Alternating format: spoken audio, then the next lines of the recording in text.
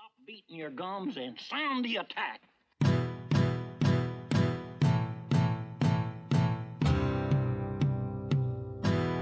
Oh, right. Hello, and welcome to another episode of the We Got the Chocolates podcast. Great to be here with you. This will be episode 34, I believe. Episode 33 was the Charlie Hemfrey interview, which is a magnificent piece of listening and audio, and you should just go back and listen to that right now, probably. Or you could keep listening to this one, I suppose. Polish this one off, maybe. Get through this one as well. Welcome, Sam, Mitch. Great to be with you again, as per usual. Great to be back. It feels like a while between we do episodes now that we do our regular episode every second week instead of every week. So it's true. Looking forward to it. Now, having a real job is really starting to hurt me. That's for sure. Skin, anything? Nope. Having a real job also hurts me, I suppose. Good to be back in my own home. Yes, it is. Obviously won an award tonight. AB medal, huge night. Yeah, had a big night at the AB medals in Melbourne. Yeah, exactly. Yeah, got an award for least words spoken on a podcast, so I'm living up to that probably reputation. one that there were no other entrants in, so no surprise to see you win that. And now, you're struggling there with your suit on, your tuxedo with the genuinely AB as hot as Gandalf's nips here. It seemed like a really good idea at the time. You were expecting an invite to the Crown Casino in Melbourne, were you? Well, I was a little bit surprised. I saw Marcus Stoinis on the mic and I was thinking probably there's one person in the world that could have done a better job. You didn't paint your nails though. He painted his nails for the night, so... Oh, that is an issue. Pretty ordinary looking nails, actually, if we're being honest. Can't have it all. Now, we have someone else at the table with this here as well, guys, that we ignored for 2 minutes and 6 seconds. But it's probably time to introduce him now. It's not an episode that's dedicated to him. It's just that he writes in all the time. So we figured that we could actually utilise his services in person and invite him into the studio. Kitchen table. And so Rory Smith is with us tonight, ladies and gentlemen. Round of applause from all of those in the audience, which is welcome, Rory. No one. Welcome, Rory. But there is a lot of excitement, a lot of buzz around town to finally have you on the podcast. How are you? Yeah, good, thank you. Thank you very much for having me. Now, you're looking forward to it. Yeah, well, you're already into it, so look really, really presently forward to it. So you will notice just a English twang in your voice, won't you, Rory? Can you give us a bit about your background and where you're from and why you love Joe Root so much? Yeah, that'll be because I'm from England, from Kent, South East. Play cricket in the Kent Premier League for Sandwich Town, so give them a quick shout out early. Sandwich Town, yeah. Now, there is some connection, isn't there, Sandwich Town? That's actually the reason that you're probably here in Australia, is it not? Yeah. So, Marnus was our overseas in 2014, I think, maybe 2015. That's when he came over and broke Justin Lang's record for most runs in the league. And I wonder if he still lets him know about that every day. Every time I tell people that I went over to England and played against Sandwich Town, they're like, "You played against who?" And I was like, "Sandwich." And they're like, that's a team. Tell Rory, don't offend him like that.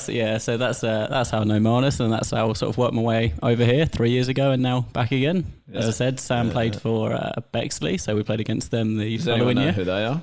No, but they're better than us. Yeah, I unfortunately witnessed has tee up 140, I think, at our home ground, but I was keeping behind the stumps and dispatching some free hits over the boundary. Into the river. Who was bowling the nowies? Most of our bowlers. Front foot was a bit of an issue that day. And, well, believe it or not, actually, there's a place next to Sandwich called Ham. So there is a signpost near where we live called Ham and Sandwich. It says Ham and then Sandwich. Clearly the explorer there, Burke and Wills, has just absolutely taken the piss when they found those two towns. That has to be some sort of joke. Absolutely. Sure. I'm adamant that someone just turned up and gone, we're going to name a place Ham. Yeah, but just for the jokes. Just because of the sandwich next door. Yeah, I like it. Well, that's good, bro. Great. And you are obsessed with Joe Root, obviously, as your interactions with the podcast so far. Most people would actually know your name because we always read it out. Anytime we say, what do we need to talk about on the podcast, there's always guarantee that you'll come back. Even if Joe Root hasn't played a game that week or a test for 3 months, you'll write back and say, Joe Root got a new bat sponsor or something, like just some random thing that you want us to talk about. That's what happens when you're one of the best batsmen in the world. And he's our best, and he's been our best for about, 7 years. So always try and promote him on the international scene. Whenever we have the Smith route, Coley route sort of, dipping out. Williamson, he's dipping out of that big four at the moment. Marnus is joined and... taking him down. And he was tough to dismiss in garage cricket. You're going to talk to us about that later on as well. Most people would have seen that on social media 52 times over the weekend. So I know Mitch's girlfriend was spraying us about the fact that we put it on social media. Lots of social media posts. I think I came off for lunch at cricket because I somehow got on in the downpour of rain on Saturday and came off for a 40-minute lunch break and just got through the last Instagram story as we were going back out there. Well, I'm sure Skinner was most gutted because we were a couple of people short originally, and Skinner, was unfortunately playing twos. Yeah, so it's quite a weird situation. I'm sure he was actually a bit gutted to not be playing a garage cricket stint. When Marnus and Baz rang to say, do you know anyone that can play? I was like, yeah, Mitchell. He's playing actual cricket. I'm sure you must be devastated to find out that you missed out on that. Yeah, well, I mean, normally I enjoy playing actual cricket, but we got absolutely fisted by uni, so I probably would have preferred a bit of garage cricket that day. It was a lot more fun than normal cricket. Thank you, Skip. I'm sure that fits with the G rating of the podcast. I'm sure you're ready. I've just about got a front pad left as well. Yeah, I definitely don't. All right, so Rory, we spoke about you sort of being in Australia, but you're actually, your number 2 sport is what's got you in the country at the moment. So tell us where people can watch you in your at your finest. So I'm over here actually playing football for Redlands United in the National Premier League, obviously the Queensland section of that. We've been training since November pre-season, so I've been out here since then. And season was meant to start the weekend, but most places in Brisbane are underwater. So hopefully, fingers crossed for this weekend. But every weekend until August, September, I'll be trying to score a few goals and win some games for Redlands. Okay, perfect. So you've played a few trial games and you've got off the mark with your scoring? Yeah. They don't really count though, do they? Yeah, it's just, basically getting some fitness stuff and getting some minutes in the leg. But hit the back of the net a few times, set a few goals up. But good. You don't even have to hit the back of the net, just triggle over the lines fine with the AR technology, isn't it? Really? Yeah, I'm not sure that's made its way down to the end. Well, Rory, before you do talk about the garage cricket rankings, we have been stitched up by a couple of mates. You mentioned Sandwich Town. I presume that this is probably where they're coming from. A couple of questions I've been told to ask you here to give you a little bit of a grilling. Okay. The first question is, have you worked out how to fill your car up with petrol yourself yet? I think we need a name to these questions as well, just so I know who I'm answering back to. Do you know who they're coming from? Well, in Sandwich, we've got a bit of a unique place where, I don't know how unique it is, but it's unique. It's the only place I know that's ever had it where, people who work at the service station, you're not allowed to fill your own car up, so they come and fill it up for you. Yeah, so it's... We used to have that when we were real young. Yeah, that was my dad's job. He used to do that, fill people's cars up with petrol at the service station. It must be a bit more popular than I thought then, but I thought it was like the only place to come across in the world. That was a long time ago. Yeah, I've never heard of that. Why would that be a thing? Customer service. That was. I think it's a bit of the smaller petrol station. So when the economy was a bit stronger, Skinner. But it's also a really normal and safe place, Sandwich. So it's not as if they're trying to, if you're going to get those places, I presume it would be to try and catch some, cheeky people that would try and fill the cars up and run. Yeah, true. True. Okay, yeah. Anyway, you've got to park your car next to obviously the place and then wind your window down. They come down, so you can fill your petrol up and never leaving the car. And it was about 2 minutes from where I work, so I just did that for the first year. And what brought that to a screeching halt? Did you have to go somewhere else to fill it? Yeah, a few long journeys, few away cricket games, and you're not going to make it back to Sandwich, yeah? Oh, no. So you have worked it out now, though. You've got it sorted. Oh, yeah, easy to do, but it's just, saves the legs. Okay. Second question. How many Pepsis are you averaging per day? I've noticed that you actually, sitting here at your podcast, you've got a bottle of Pepsi right next to you on your podcast debut. I've honestly never seen you without Pepsi in your head. But I feel you think I drink more than I do, because the only time I really drink Pepsi when I'm around other people. So it's not as if I go back and have any. It's like a social thing for you. It's like smoking. Well, I don't drink any alcohol, so whenever anyone else is having beers at social events, I'll just be, I'll grab a Pepsi. Okay, right. Yeah, how's you get along with that? I do, yeah. You're more of a thick shake man, though. Yeah, I think it's a night out. That's the way to go. I've seen him eyeing up this Pepsi. Yeah, Pepsi, definitely. We had some black acid earlier, didn't we, Leigh? Yeah, so we did. That was delicious. Now, Rory, you just said, actually, I think you sort of answered this question, but I have been told that early on when you first turned 18, getting a night out for you you would drink one alcoholic beverage to one soft drink every single time that you would go up to the bar. So it was like a 1-to-1 ratio. You would have to buy a soft drink and a beer. Yeah, so I'm never been, a big drinker. I'd never drink at pubs and stuff like that. I just don't really like the taste of it. Right. But when I go on nights out, I will have a couple of drinks, but I'm quite sensible enough to know that I don't drink. And so if I do start drinking, I'm not going to last a very long time. So I thought that, a vodka lemonade and then a quick water in the same glass. Everyone thinks you've drunk 2 and you've just had 1. So you last a bit longer in the night and everyone thinks you're having a great time. I wish I am. Yeah, you are. But I just last a bit longer. Yeah. Obviously someone's seen you though and they've called you bluff here. Someone's got hold of that information. Again, have you worked out where these questions are from yet? I think I've got a very good idea. Who might that be? I think we might have a bit of Dan Levy. Spot on the money. Yeah. Bang on. Yeah, he's a big fan of yours, but also was happy to provide some content for how we can rattle you. Yeah, I'm not sure he's the only one either, to be fair, so I might have got away with one there. Yeah, absolutely. Well, it might not be. If you go well, it might not be last time, Rory. I'm hoping not. Okay. Hope I put in a good performance. Well, you've started strongly, I would say. Has thoughts? Definitely. No, I'm enjoying it so AB far. medal worthy. It is. Hopefully he's kind for me in the next segment where he talks about the garage cricket rankings. Yeah, that's right. Okay, well, we do have to get you onto that, mate. Oh, absolutely. Garage cricket, what do you got for us? What are the story? Let me just give you some sort of little change of topic sound here. All right. So, no secret, Rory, that we did play some garage cricket on the weekend. Obviously, our real cricket was rained out. Now, because we've mentioned garage cricket, James Bazley has come sprinting from the lounge room. He's lurking like a hawk. He's lurking do you want to sit down and contribute? No, we've run out of microphones, unfortunately. But Baz is ready to go. And we've actually got Gillum here as well, who also featured in garage cricket. And we have Jana, who couldn't have been further from featuring in garage cricket. So it's a nice mix. Because she hates it. You won't catch Jana on a cricket field. No, I wouldn't have thought. What did you think, Roy? Start us off. How'd you go? Well, I mean, torrential rain all week. Cricket called off early doors. My football was called off.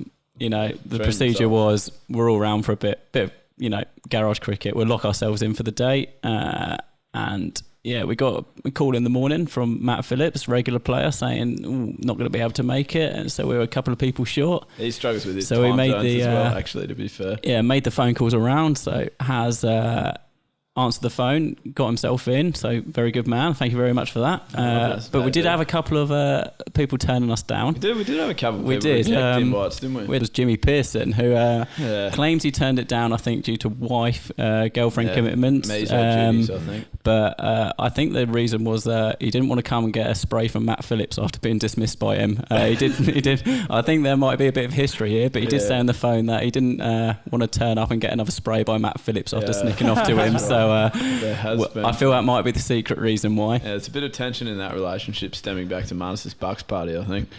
So that's a different story. Might have to ask P Unit when he gets on. So we ended up with sort of a 4-on-3 kind of scenario, didn't we? Yeah, so we ended up with a 3-on-3 until Matt Phillips came a bit later to make it a 4-on-3. But yeah, it all worked. And I should just let people know the big conjecture here that we've spoken about on the podcast before has always been the rankings. In terms of you get ranked in 3 facets of the game: batting, bowling, wicket keeping. And so that has always been the conjecture about who should be where. And I guess this is why we were so keen to have Heazlett involved in the game, so we can contribute to that as well. Yeah, there's been lots of back and forth about who's better than each other at, batting, bowling, wicket keeping, which is equally important. We've ranked each other before. No one agrees still.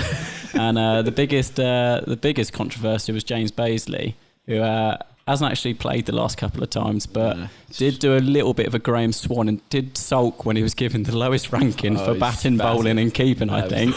He had a point to prove. He threatened, but before he had a point to prove, he threatened to quit garage cricket full time. That's exactly right. He threatened to quit and never play again, but he did see sense, saw where the fun was at, and as I said, we'll come on to some stats later, but he came to prove a point, and fair play he did. Yeah, he was very impressive. James Bazley, best on the day, I think. I certainly didn't want to face him. We were making our batting order around Bazley bowling at me. I'm sure everyone's seen the clip of Haz cover driving one. Has his debut innings and he's wristled through the gate from James Bazley. Cover driving one and the middle pole took the cop the ball. Yeah, that's correct. And who were your other movers in the rankings, do you think, Rory? Well, we'll come on to them, but so Matt Gillum, James Baisley, and Marnus was one team. Another torrential downpour for you to talk through here again. Sorry, Rory, we just might have to get a bit of door closing here. Yeah. All right, now you're on.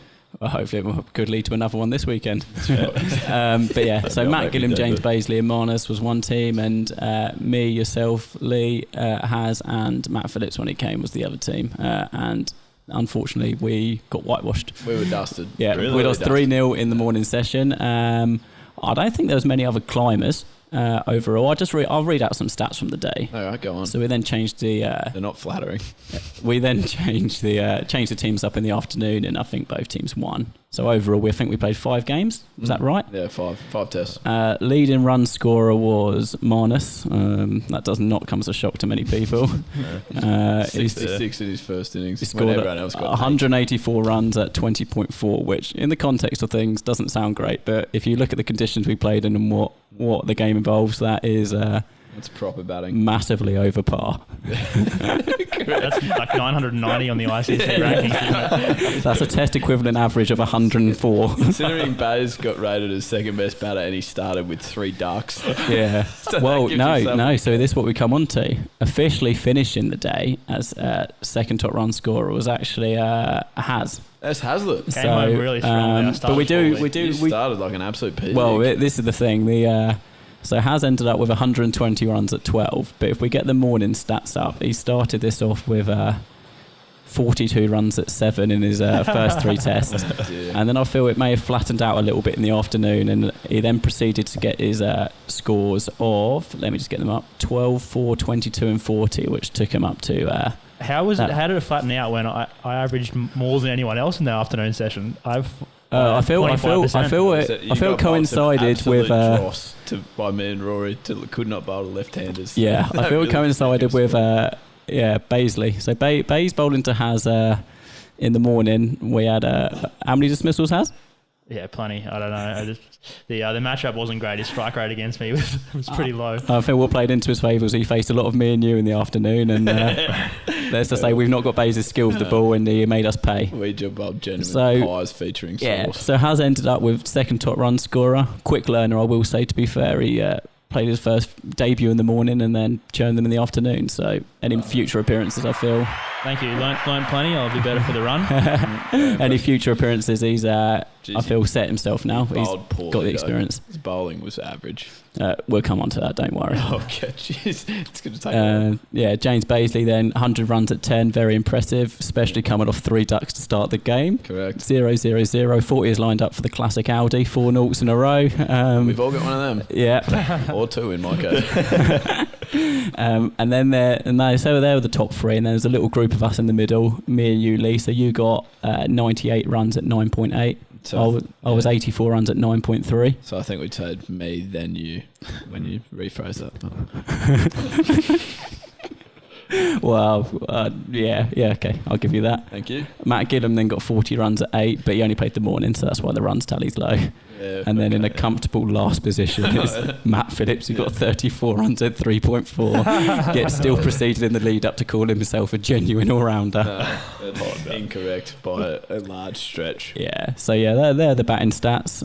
It's probably the only conditions where heavy rain means it's a flat pitch for the batsman. Yeah, that's right. It just skidded on. Because no one wanted to be out there bowling. Because if anyone's seen the picture of the Instagram, you bowl from outside the garage where it's hammering it down. Yeah. You keep and slip the other outside of the garage where it's hammering down, and the batsman, you're perfectly dry. Great. So the bowlers don't want to be there. They want to get through their over as quickly as possible and get themselves in. The batsman's having a field day. The umbrella's up, so as I'm sure you might hear me say on camera, I felt like I was bowling from mid-off, the angle I was coming in at. You're bowling wide, very wide on the crease. The umbrella was putting me off because apparently the camera was more important than my bowling. Just a couple of top bowlers from the day then. Rory. Top bowlers, the man that's still lurking like a hawk over us, James Baisley. Just waiting to be mention. 16 wickets, didn't miss his length all day, and nipped it in, out, and made Sam Heazlett sleep with the lights on that night. Made most of us sleep with the lights on that night.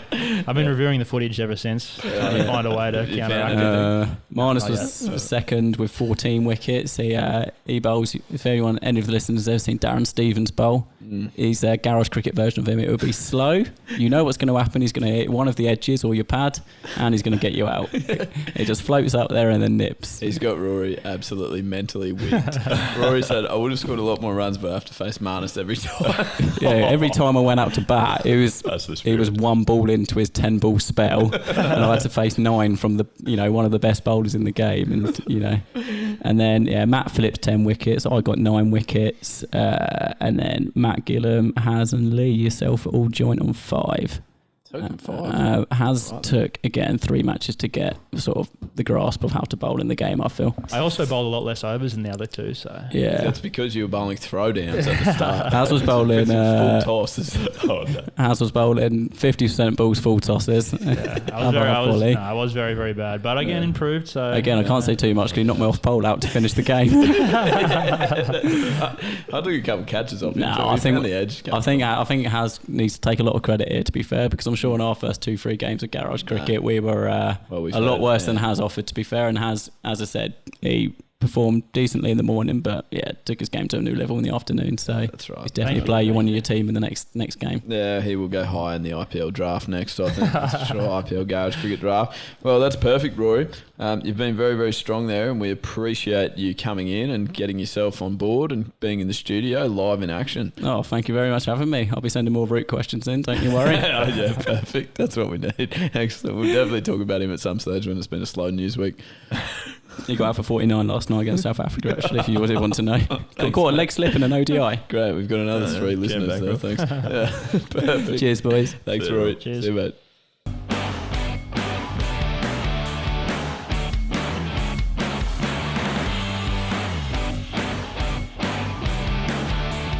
And welcome back, everyone. We are back after our garage cricket chat with Rory. It felt like he probably could have kept going for a long time there, so unfortunately we did have to wrap him up because we've got plenty of other stuff to get through as well, as per usual, as you've already mentioned, with our 1 episode per fortnight now that's not an interview. There's always plenty going on. AB medal tonight. We've had a few results from there just come in hot off the press. Can you inform us of what they might be, Mitch? Sorry. We weren't really expecting that. Someone tell us who won the AB medal. My computer is just frozen. Yeah, So we're usually a long time behind with our sporting news, but the AB medal has just been announced while we record. Yeah, so that's hot off the press. We could be the first people to break it. You better edit this Probably quickly. not. So Not by the time I get it out on Friday. Mention anyone watching it live. No one watch it live. Okay. Davey Warner won the 2020 Allen Border Medal, and Elise Perry won the Belinda Clark Award for the women. Okay. Now, I probably should have played this sound effect first, but we're getting into some cricket. It's close. He's given him. He's given him. Peter Siddle's got a hat-trick on his birthday. Champion, champion, champion, champion, champion. So that was the big news out of the AB medal tonight. Yep. Then the lackluster on the sound effect there. Since our last episode, the Sydney Sixers have won the BBL 09 final against the Melbourne Stars, with Josh Felipe, the player of the final, for 52 off 29 in a match that was reduced to 12 overs aside due to the rain. Nathan Lyon and Josh Heazlett also played really big roles with the ball. Being actually serious, no one watched that. Yeah, well, I certainly didn't. No, but you don't watch any cricket game. But I actually just mean, like, there were so many more games throughout the year that were watched by huge crowds. And then, I mean, like, granted, raining, not great conditions, but I just felt like for the last 3 games, like the finals, it was just like, who cares? That's the vibe it had. Yeah, the finals had even less people in the crowd than the normal round games. Yeah, exactly. And I just don't know if that means, is it going too long? I mean, this was something that we talked about heaps before the Big Bash, like when they announced that there was going to be the 5-team final structure, and we talked about how there's 600 games like we've always probably thrown some sort of chat about it. Now that it's actually occurred, what are your thoughts? I mean, probably all right for you. You guys got knocked out, so I guess it's hard for you to comment on because you weren't still playing. Well, it's the same number of games as last year in the normal rounds. There's a couple extra finals, but it's just it's over a shorter period of time. So we've had it for a couple of years, that many games.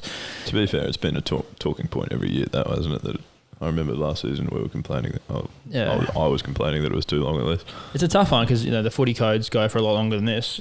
They don't go for 2 months; they go for way longer. So I guess the cricket would love to take up a big part of the year as well, like that. But thankfully for them, they do have other formats, other types of cricket that's going on as well that takes up quite a lot of the TV rights. Very fair, very fair. The Sixers probably with the players that they got back in as well. It was fairly handy to have Steve Smith and Leigh in line, and Josh Heazlett come back in your side's always probably going to help. Yeah, it's a tough one to think as a guy who's making up a team list. Who do you go for? Do you go for guys who are going to be available for the whole time and might be a stronger team early on in the tournament and get you into the finals, or do you go for a team that might be a bit weaker earlier on because you've got a few Australian players, but if they can make the finals and they get those Australian players back, then they're real favourites. Yeah. Very fair. Sydney Thunder trying to get involved in the conversation here has as well. Instead of the dog, absolutely wild. Ruby's just going nuts over here.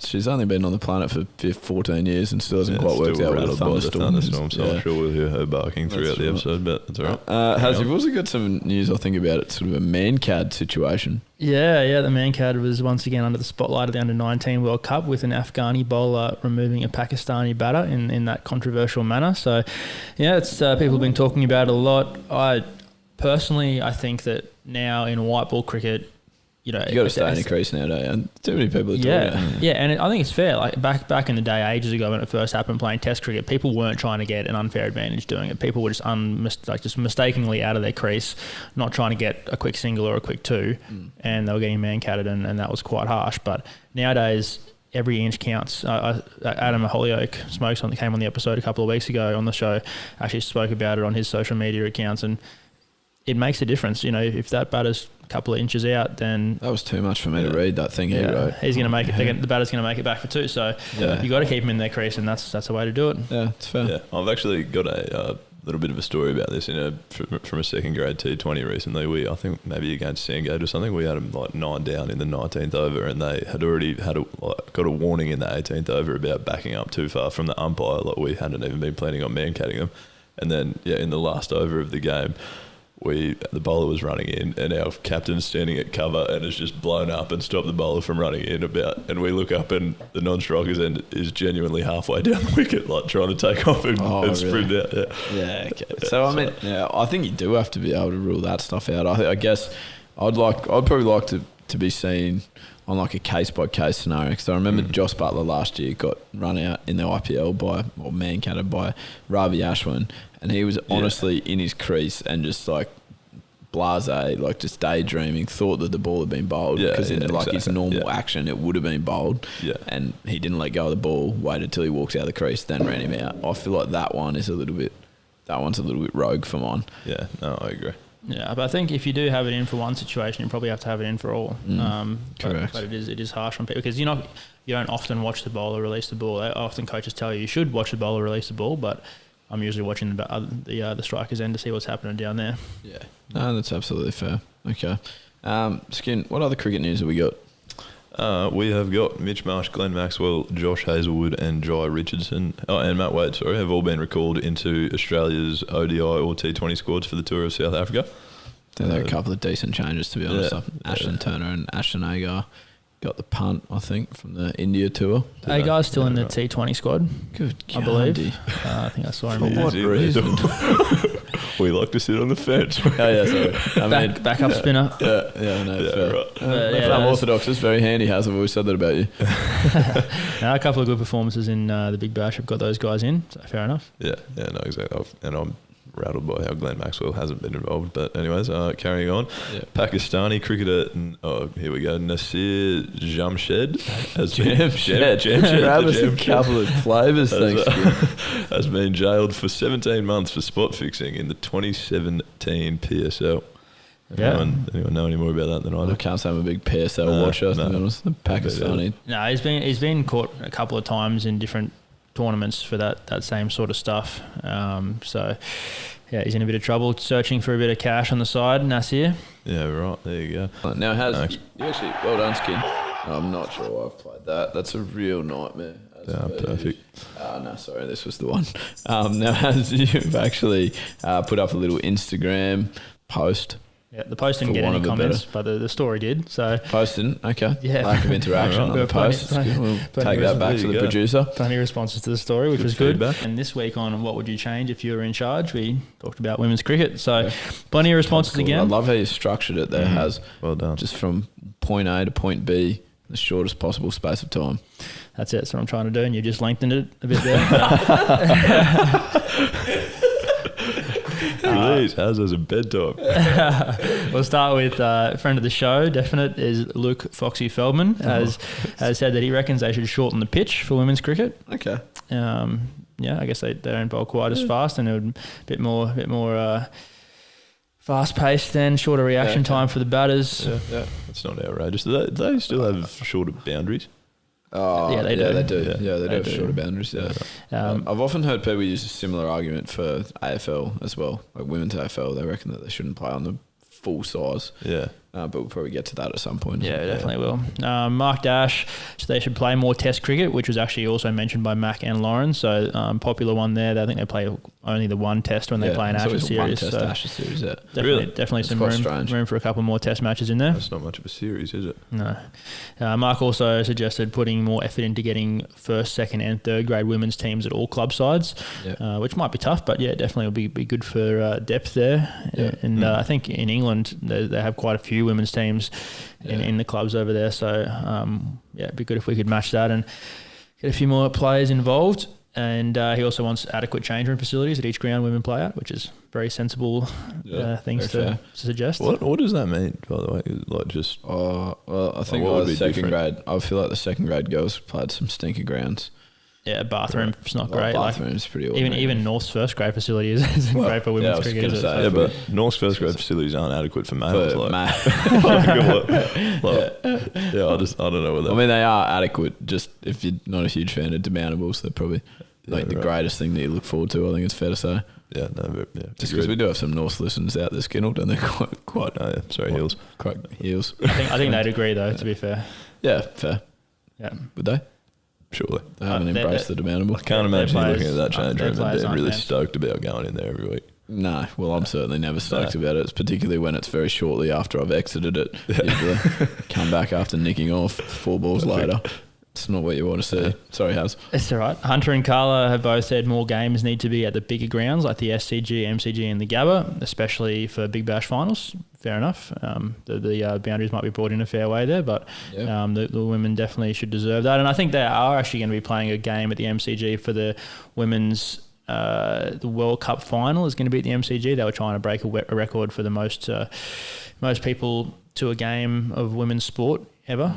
Someone wanted last year. They did have a few like the curtain raisers, didn't they? I remember the Gabba, like the Brisbane Heat had played. Like they had like a little like the women played because there was a bit of an overlap last year between the two seasons. Yeah, the season before the one that's just finished, they did have that overlap. This year it's been more the smaller grounds again. Standalone competition. Yeah, that's it. Then there were reasons for doing that, wasn't there? The standalone thing. Like they wanted. Well, they wanted the women to have their own tournament that wasn't a curtain raiser for the men. Yeah, exactly. Yeah. Renee Northcott says that wide should be a free hit the next ball, which would be pretty cool. Moses. Wow. Pretty cool for you. That is great for the batsman.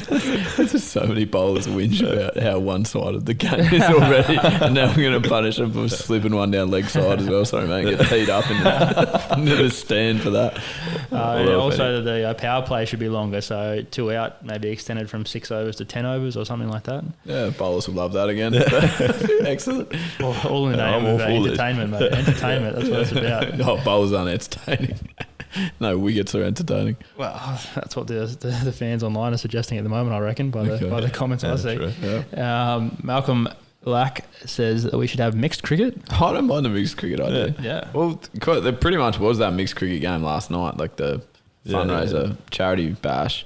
It was actually interesting to watch, like Elise Perry steaming into Sachin Tendulkar. Didn't mind it. Yeah, no, I'd be interested to see that. Definitely. Mac Triffett, longer boundaries. Okay. Yeah, challenge them. Get it out there. They're hitting some large balls now. Yeah, exactly. What I was going to say, I don't know. Smacks I don't know what grounds they were playing on at the time, but I saw plenty of bombs comfortably landing on the hill at somewhere catching in Sydney. practice in the crowd there. Nick Benton type catching practice. Really great catches. Lauren Hume believes there should be an IPL for women. I actually thought Pretty sure there is. I'm pretty sure there is. Yeah, I was in India last year and they were definitely talking about it. Yeah, I didn't know whether it was in the works or it actually is. I think it went from being like 6 teams back to being 4 teams last year. I remember the coaches over there speaking about it. But there definitely is some form of IPL. Yeah, right. Really not $1 billion industry though. I wouldn't think so. Yeah, right. No. Not yet. And there's plenty of people also that wrote in and said that they should just play more matches in general. So there should be more women's cricket on TV. Is the thought going around? That's probably a fair thought. I would have cop that. I would have thought. Fair thought. I would have thought. On AFL.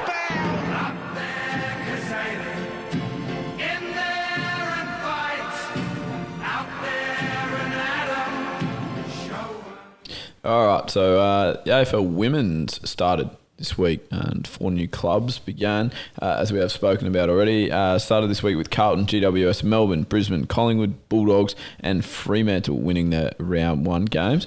And a big, as we've already sort of alluded to, a big talking point from the week was what won the low scores once again. We have spoken about that on the podcast before, and we do speak about in the name of entertainment how we're going to get results such as 9-8 in a full game of footy, how we're going to improve that. And so, yeah, that's been a talking point again. I guess 60 minutes of play for a 9-8 scoreline is probably, it's fair to say, I don't think enthralling viewing. There were some larger scores during the week. But and that game was quite tough conditions. I think there's a lot of rain around, wet, slippery conditions, and heard some positive reviews that it was nail biter. But you probably want to see more goals scored, don't you?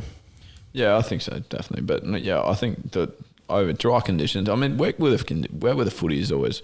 Look, to be fair, now that I'm saying that, I've completely changed my mind because I reckon if I tried to play Div 2 Rezzies in the pouring rain, we would be lucky to kick 9 points as well. Yeah, very fair. I've definitely played a few games. Yeah, correct. So struggled to do that. Taking that one back. I'm sorry. I apologise to everyone concerned there. Now, change the topic again. That was pretty rapid. Did anyone have anything else to add there? No, not at all. I did actually see that just before we changed topic. I saw a video of the biggest hit ever from like the Western Bulldogs. Did you see the get like close to the boundary line, both going to the ball, Western Bulldogs go, and like both people just like full blown launched into each other, and then they both just jumped up like nothing happened. I was like, I would have imagine he would have been out for 12 weeks. Low pain threshold. Perfect. Now in tennis, this is something interesting that occurred in the Australian Open. Novak Djokovic, you would have seen in the final, where he actually told the crowd to shut the F up. And laid a hand on the umpire's shoes. It was a really weird thing. I thought that was strange. Like just almost like patted him on the feet. I felt like the umpire was Jesus for a second. It was just washing his feet. It was weird. But apparently that constitutes physical abuse, which again seems quite extreme to me. I think this whole situation is a little bit odd, but he did obviously end up beating Dominic. How do you pronounce his name? Thiem. To win his 9th Australian Open final in 5 sets. Now, American Safina Keenan. Oh, you're having a tough time tonight, aren't you? Yeah, we should probably practice these names at some stage. Won the women's trophy after knocking out Ash Barty in the semi-final. And again, the Aussie was criticised. It seems very hard for her to avoid criticism for fronting up to her press conference, holding her baby niece, which I found difficult to fathom why she was criticised for that. Yeah, what is the criticism there? They're just saying that she was using her niece as a shield because she lost the game, but then she didn't want them to talk to her negatively in the press conference, so she took her niece in there. You know, it's like a positive vibe. Yeah, right. There's very some stiff layers to that story. I would have thought maybe she just likes the niece, but oh well. Yeah, correct. That's very strange. Initial instinct. Well, and also, what's wrong with just being slightly positive? Like, she still made a semi-final. It doesn't have to be entirely negative. Oh, well. And then Aussie Dylan Olcott won his 6th straight Australian Open quad wheelchair title as well. Now, Skinnell, you're actually going to attempt something different here. You're going the minute to thin it, I believe, tonight. Yeah, apparently. Haz has called it quits after his defeat last week. Yeah, well, he did. Yeah, he was significantly over time. So again, we've actually changed the timer tonight to try and give you one that sort of stops beating as you've expired, your minute's expired. Do I stop speaking at that point? Or? Well, we'll cut you off. All right, okay. Just go to the next caller. Okay. Perfect. Let's see how we go. All right. Get some appreciation for what I have to do each week. You don't have to do it. You just randomly launch into it. All right, here we go, Skip. All right.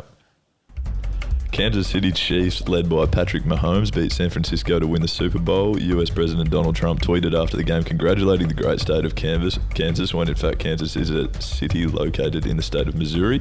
Rookie Aussie Mitch Wishnowsky had the first touch of the game, punting the ball downfield.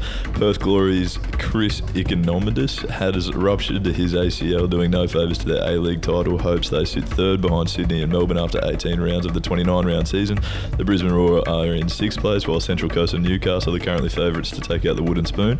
Wayne Bennett has been sacked as coach of the England Rugby League. Sonny Bill Williams has made his debut for the Toronto Wolfpack, dropping his first 2 touches of the ball as part of a return to rugby league, which I'm sure he'd rather forget.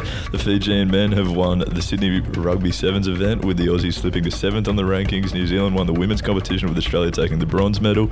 The Super Rugby season has begun, and after 2 rounds, the Brumbies are the pick of the Aussie teams, being undefeated, with the Reds, Waratahs and Rebels all without a win. Gold Coast Ryan James has been ruled out of their stumps.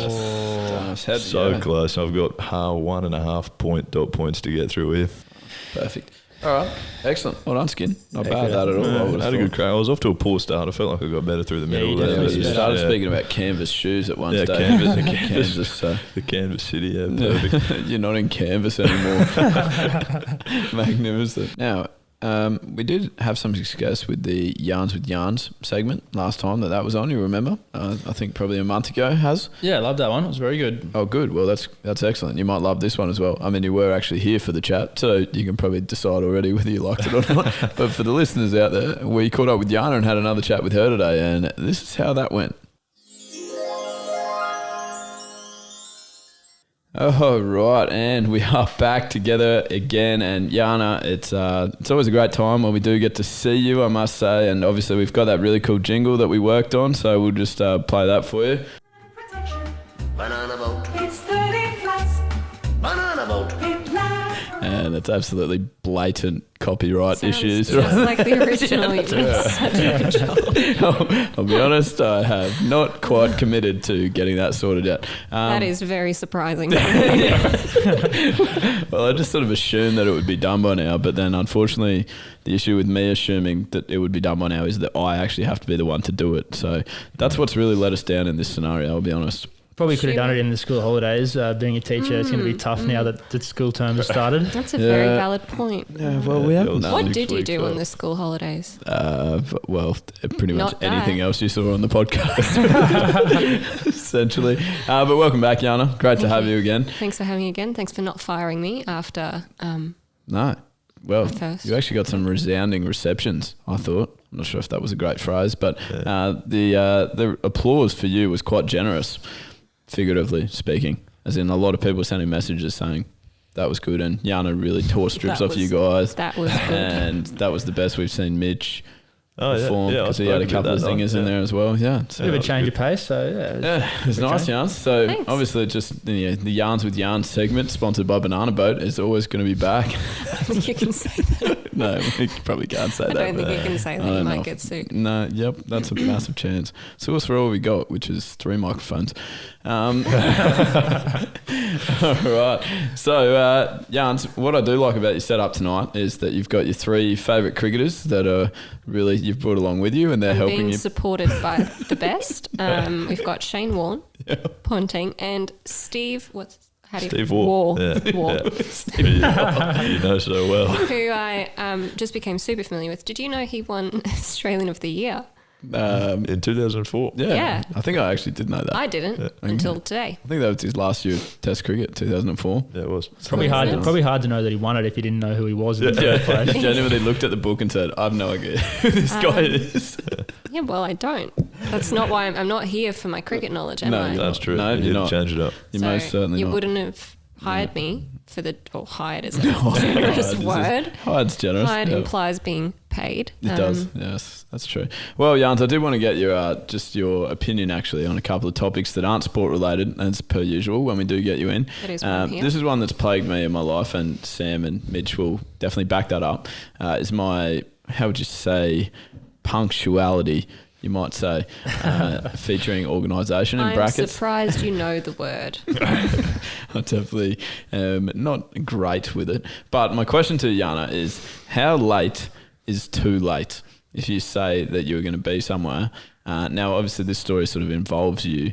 You had an event on Friday night that I was invited to. Thank you very much for that, by the way. Delicious food. My compliments to the chef. And the event was scheduled to start at 6:30. Yes. In my defence, was never specified whether it was Brisbane time or Adelaide time, which is still quite confusing because obviously I've lived in both places. Yeah. But look, Friday night, event started at 6:30. Plenty of notice. similar to what I gave you for our segment tonight. That's another story, which I will also be bringing up. You messaged me at about, I'm going to say 6. And that's being really generous and very kind to you. Yeah, I think it was actually 6:25. It was later. Yeah. No. This is Friday night. This is not tonight. I'm also talking about Friday night. Saying, Jans, how rude would it be if I were to not show up at 6:30 because I'm editing the podcast and I'm really on a roll here? And I said, I was on a roll. I will give you a little bit of leeway because I'm proud that you're actually doing work. It's leeway and intentional pun. No, but I'm glad it happened. Me too. I will see you at 7. And you said 7:10 and I said, you're pushing it. I'll see you at 7. Correct. And you did. I did not. Perfect. I, being the chef, the aforementioned chef, Yes. got all the food ready to be served at 6:15ish. No, 7:15, sorry. Beg your pardon. Brisbane time. Brisbane time, not Adelaide time. Knowing that you would be late. You walked through my door at 7:25. I'm unsure that That's a near hour late. I think I came for the in event. And then, no, sorry, I'm still talking. Sorry. I mean, it is your podcast, so I'll keep going. This is my segment. that's Very true. important. You didn't even come and say hi to me when you got into my house.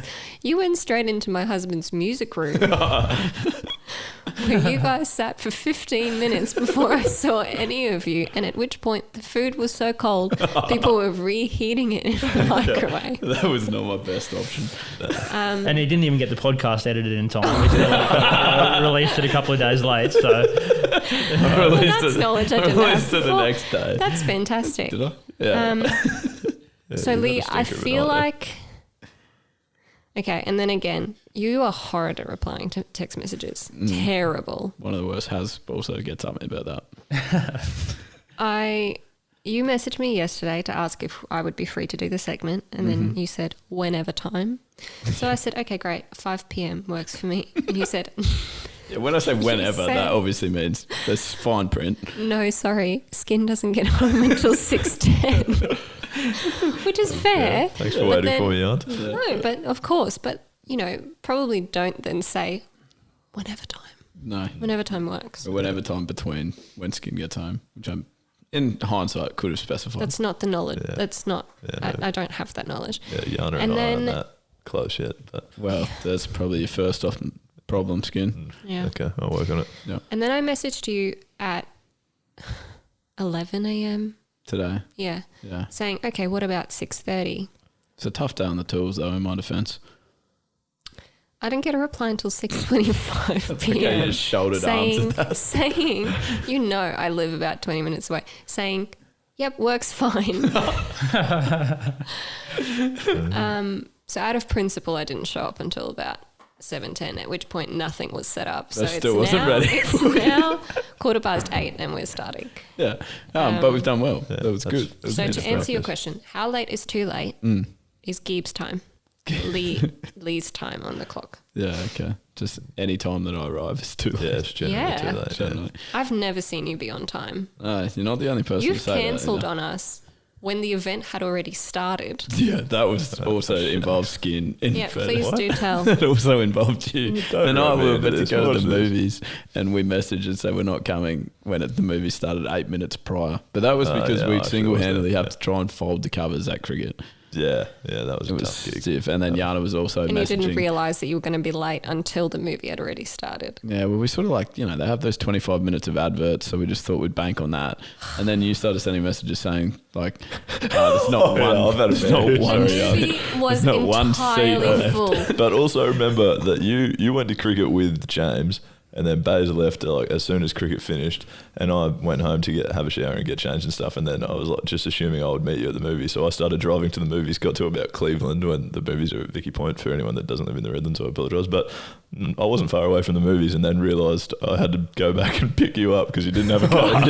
So I was stranded at the cricket club. That was so all things were just not really working for us that night. Next Yeah. time that happens, just leave him alone. Like, just leave You him just there. go to the movies without He me. will figure Eloise it and I out. could have been at the movie. Save It's actually lucky you haven't got a Queensland contract yet, because you would have lost a lot of money. If you're a minute late, we get $100 fine, and it's very frowned upon. And so he's on Adelaide time, so Lord knows that would be a lot of fun. you can't blame the traffic or sleeping in that many times, or at all, really, in our situation. So. Yeah, no, good point, Haz. Well, maybe that's holding me back. Sort that out. And who knows? Yeah. The world's your oyster. I don't know how you still got a teaching contract, but Yeah, I was about to say, are you late in the morning to school? Well, yeah, the kids often beat me to class, which is a shame. But luckily I've trained them so well that they just sort of start teaching themselves, and then I come in after. that's why they like you. You get like 10 minutes, 10 minute extra lunch break. 10 minutes of playing cool maths games. That's right. All right, and Jans, on our last episode that we had with you, the other thing that you used as a bit of clickbait, actually. It was a bit of sort of, you guys would remember that she had sort of the cliffhanger. Come back next time on Yarns with Jans to find out why I'm too good for my brother. And you were going to tell us that segment. Oh, yes. Well, that story even. And that was another Melbourne-related story, as all the good ones are. Yeah, so the story that you keep wanting me to tell. It's a good story. For those who listened last time, you will be aware that I was one of the only girls that went to Melbourne with the supporting group. My brother ended up coming to Melbourne with us, which was delightful. And one night we had all agreed to go out to dinner, and then Matt, my husband, decided that we would walk to dinner because it was only a 2-kilometre walk. It wasn't. Perfect. It was much longer. They had Anyway. a very large argument about this, by the way. Separate story. Well, my shoe wear would have changed had I known how long of a walk it would have been. She wasn't wearing the gel Kayanos. Oh, no. No Crocs inside. On this said long walk, we walked underneath a bridge. Matt was a little bit ahead of us, directing the way, and my brother and I were walking next to each other having a conversation. And from, I want to say, 100 metres ahead, this man started yelling and was incredibly confused. I didn't think he was yelling at us at first, but he was. And he just kept yelling, "She's too effing good for you, mate. She's too effing good." And I couldn't tell who he was yelling at until he got maybe 20 metres in front of us. And I realised he was pointing at my brother, thinking that we were coupled up. So he just kept yelling, "She's too effing good for you, too effing good," and throwing hand signals in the air. Ooh. Me being me, I'm normally very introverted and I don't like situations like that at all. I don't know what happened to me, but I just said, "He's my brother." To which the man responded, "Still." I don't understand.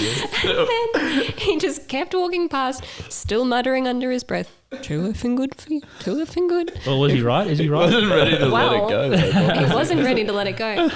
I'd never thought about it. I'd never had that conversation with, "Am I too good for my brother?" I've decided. I've thought about it. In What have you retrospect. come up with? Yeah. I am. And I will be taking full advantage of it. Luckily, my brother doesn't have self-esteem issues, so he was okay afterwards. I've always thought I'm too good for my brother as well, to be honest. How was Matt going? Your husband, was he? Well, he was within very earshot, or- perplexed. He didn't say a thing, and he was like, I should have said that I was your husband, but I didn't want to be yelled at. But then what if he get yelled at as well? Oh, well, in that she's case, too good for you too. that's double as bad. Well, yeah, I don't know how Matt's self-esteem is, so I'm really glad that the man didn't yell at him because he would have been a bit sad. But that's the story. It was not that great of a story. No, I anyway, think it's a pretty strong story. It's made me feel very confident in myself. Okay. Perfect. And Jan, speaking of your husband, he actually put a poll up on Instagram yesterday, which is his main form of communication, I've found. He seems to, anytime that he has a big decision in his life, he's very keen to get it as a poll on Instagram. The one last night was, would you rather watch sport for the rest of your life, so only sport for the rest of your life, or only movies and TV shows for the rest of your life? Can I get your thoughts on which way your vote would have hedged It there? is the stupidest question to ask me.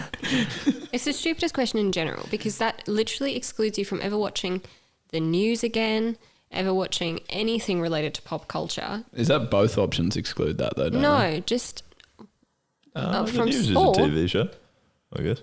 Is it? Yeah. Okay, I read it as Channel 9 TV News. shows like you're only watching Brooklyn Nine-Nine and Gossip Girl. No. So it's either own exclusively sport or any other TV and movies. Fox Sports News you can watch. To be fair, I haven't said TV and movies, so as a sports fan. You hate Yeah. watching sport though. Yeah, but if you can play sport, then it makes up for it. Absolutely. And I'd be happy to watch movies and TV shows. I'd be bored without that See, I stuff. do the opposite. I agree. watch sport and play movies. What? Stop talking. No, you don't. Okay. Really aspiring actor. Anyway, I don't think there's really a solid argument for choosing exclusively sport, even if you're a sport fan. Like Sam was just saying. I think with you. if you I'm with were you. forced to only watch sport for the rest of your life, you would give up on playing sport quickly. I think. I agree. You give up on feel like watching it's too much. watching I it don't as think well. you'd watch anything. You'd watch nothing. Yeah. I do not think you would watch anything. You'd go to reading books. Jana, out of interest, which books? Cricket autobiographies. Cricket autobiographies mainly. My favourite is Shane Warne. He actually probably would have the most interesting one, I think. Oh, I don't know. Steve though, yeah, good point. Steve, Steve Australian of the Year. So I want to read about that. The Steve War that's a very thick book. Yep. and no one in our house has read it. We found it. It's good. We started reading it. It For was the amount more for show. for the amount of autobiographies you own, there's a shocking lack of. We've completed 2 Having read of them. probably 26. Yeah, I would suggest. and It they were works both- well as a microphone stand. Oh, it does. Yeah, It so- really does because Yeah, I'm quite that's tall, so otherwise the mic is really low. I actually think I need that for the next yourself a episode. Yeah, I Yeah, think yeah. you do too. It's bad for your back. Yeah, I'm with you. Good posture. Yeah, podcasting is great for short people, I've found. You'd know. I'm the only one on the podcast not to have my own microphone stand that Well- goes straight to my mouth. And I think you- there's a we direct need to get- comparison And there also between the tallest here. and the tightest though as well. Hasn't also spent money on one. Jana, once again, unbelievable segment. Do you need me to play your jingle one more time before you go? Oh, please do. Okay. Yeah. Oh, it's gone to classic Australian television adverts food. So I'm not sure if that's going to really Could be bad. Here it comes. Banana boat. It's 30 plus. Banana boat. It lasts for hours and hours and hours. And we probably will change that up next time. Thanks, Jana. You're welcome. Thanks for having me. Always a pleasure. Cheers. Bye. Now, Haz, you've got some Supercoach news for us. I know that we've been fielding some inquiries about this. We do, and I can speak about it now because I wasn't allowed to do the Big Bash Supercoach. So everyone does know how much we love our Supercoach sports on the show, and with the NRL and AFL season about a month away, Well, we say that, but Skinner significantly let us down in the Supercoach cricket. he did. What do you mean? I was working hard on it all the time. That was one of the most neglected teams I've seen. But it is about time for you to make your teams for your Supercoach. That we do the Korean Male Supercoach leagues and join our We Got the Chocolates leagues. So we'll talk about who is setting the benchmark and whose team's struggling, and on the podcast throughout the season. So get involved. I'll have a team in the NRL league, while Mitch and Leigh will be co-coaches for a team in both the NRL and AFL leagues. Deary me, they're going to be some tough management meetings. So if you want to join, we've already made the league and the codes are here. So the NRL league code is 113996. The AFL league code is 417140. And there are only 20 spots in the NRL league, and there are 18 spots in the AFL league. So get in fast because it is first in, best dressed. However, if you do miss out on those leagues, we've also created groups where there's an unlimited number of entrants. So get on board there so you can still be involved. Our NRL group code is 791168, and our AFL group code is 990321. I'll post all those things on social media in the coming months. I'd be very surprised if someone's sitting there in their car just writing this down. Yeah. Well, everyone remember that off fire. If you want to Excuse me, love, take this down. you might have to pull over and join, but if you don't, you'll miss out on those 20 spots. 20 spots available. Get me out of this car. No, perfect. Very well. Very good, Haz. Now, Skin, do you want to actually tell us how you went in Supercoach cricket in the end? Yeah, I probably need to do a little wrap on the BBL Supercoach. So I also set up an initial league, which could only consist of, I think, 14 teams. And really narrowly missed out on making finals. I think I finished fourth last. Did you really? You hum. I reckon. How many rounds were there in the comp? I reckon I checked it maybe heaps, maybe like 12. Yeah, I maybe checked it maybe for 4 rounds probably. So I've done well to finish fourth last. That's a good effort. Yeah, I'm worried about those people that finished below you. Yeah, the unlimited changes in the finals rounds really helped me. Yeah. But anyway, so who ended up winning that? The title was taken out by Dig That Out by Nick. Dig That Out by Nick. Who's Nick? Do we know Nick? It doesn't really give us a last name. I'm thinking Nick Herford, maybe. Often good at sort of Supercoach. Yeah, he's very committed to his Supercoach. He gets around that. Yeah. Kong Poppin' Fresh by Alex finished second, and Cameron's Savums finished third.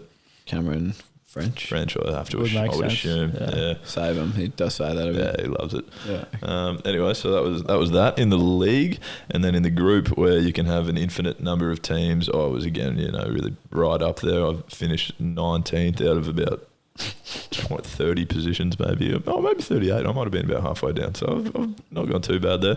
Anyways, Baxter's Bad Boys took out the title. Mitch's Swords was second, and that's Mitch Siebenhausen. that's a great man. Maths teacher, he should be good. You would have to think. Although I also enjoy maths and sucked, so not a massive correlation there. Due to lack of looking at it. And Kin Horson by Martin finished third. So. Also a teacher at school. Right. Okay. So congratulations to those guys. And I think when I set up the Supercoach comps, I sort of alluded to a prize for any outstanding. Is this teams. the part where you say that was a the joke? Part where, And you all played for no incentive. No. This is the part where I say that as per all of the other jobs I have on this show, I haven't done it yet, but we'll get there eventually. And I got sprayed so much for the yarns segment, and because you get 12 weeks of holiday a year from your full-time job. Good point. Yeah. Duly noted. Anyway, so I'll be sure to let people know when that happens. Feel free to get in contact with me if you're one of those 6 people and want to claim a prize, and I'll get it happening. Okay. Beauty. Excellent. Love it. Well done, Skinnell. Here is a segment that we love on this particular show. You're always bringing new ones to us here.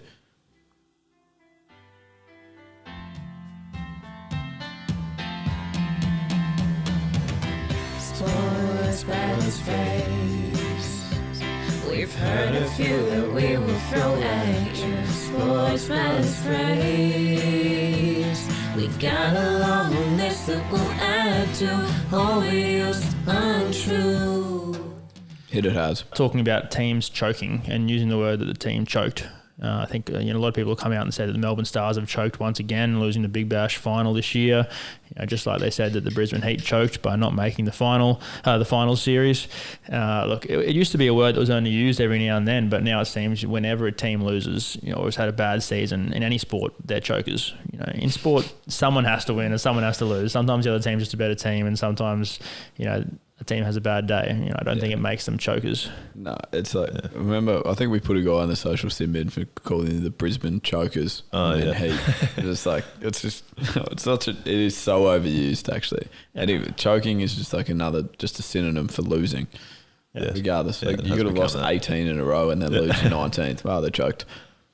Probably not. so Not quite up to that stage. I'm completely on board with that one, Haz. No question at all. Okay, ladies and gentlemen, boys and girls, that is all we have time for this week. Packed out episode, couple of guests on there. Not huge name guests, but great quality, great voices for podcasting. I'm sure they'll be offended by that, but well, I mean, they're not like A-list celebrities. I don't think they'll be offended by that. Overseas professional for Redlands United and a business owner, Ruby and Sage. huge business, kicking goals. I haven't really helped myself there, to be honest. And that could be the last time that you see them on the podcast due to the fact that they hate us. But it's been a wonderful episode. Guys, thanks so much for being here again. Haz, I know that you spent quite a few hours on the tools here. Stoked. It was good fun, and everyone look out for our social medias, especially this week. We've reached 1,000 followers on Instagram, so there might be a little giveaway idea. I think there might be a little bit of a giveaway sort of competition you can enter. So check out our Facebook and Instagram pages and see how you can get involved. Fantastic, that's awesome. Well, Mitch, you've actually made it really easy for people to contact us if they want directly, if they've got some ideas, but also to check out all our social media from one platform. Where would that be? That would be our website. We got thechocolates.com.au. I've sort of just compiled everything into one nice little location, so jump on there and have a squiz. Absolutely, perfect. And that's that's got all your sort of YouTube, Instagram, Facebook, TikTok, even SoundCloud, where we put all the songs. It's all happening really. And then also, it is just a great place for you to send us any messages, any ideas that you have for the show, or anyone that you think would be a great interview guest for us, and we're happy to chase that up. We certainly love hearing from you wherever you listen to us, guys, if it's Apple or Spotify. Feel free to like it, rate it, and subscribe, please, so you don't miss an episode, because there's always coming out. There's always more new stuff to listen to. We love hearing from you. Please give us as many stories as you can from your weekend, and tag us on our socials so we can talk about these things. Hit us with the hashtag #GotTheChocks. That would be much appreciated. It makes it real easy for us to find you. I think that's about it from us, isn't it, guys? Sure is. Outstanding. Great stuff. Enjoy the week, and good luck in the future. Yeah,